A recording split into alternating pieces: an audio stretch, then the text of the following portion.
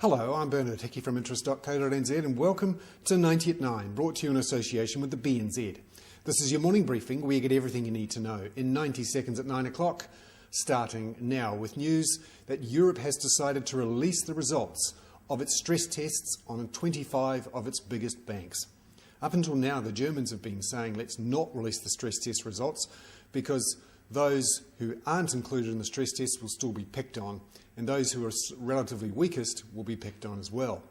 But the Spanish, who have their own problems where banks aren't able to get funding because many people fear what might be inside the Spanish banking system, Spanish have said let's release the stress test so we can remove any uncertainty. So the Europeans have agreed to release the stress tests for the top 25 banks.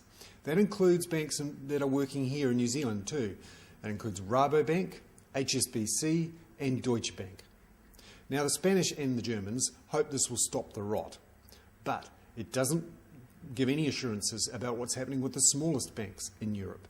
In particular, the Caja banks in Spain. These are the building society type banks that have been heavily hit by the property downturn, and Germany's Landesbank.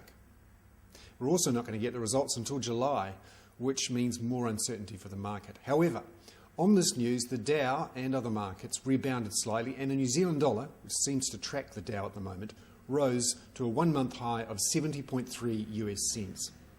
And finally, in New Zealand, Hotel So, the hotel run by Dave Henderson, has been put into receivership overnight. This was the building that Dave Henderson bought and then kicked the IRD out of the building. Remember, Dave Henderson is the property developer who battled with the IRD through the 90s and then eventually wrote a book and had a film made about it. He is now pushed out of his own building by the receivers. I'm Bernard Hickey. That was 90 at 9, brought to you in association with the BNZ.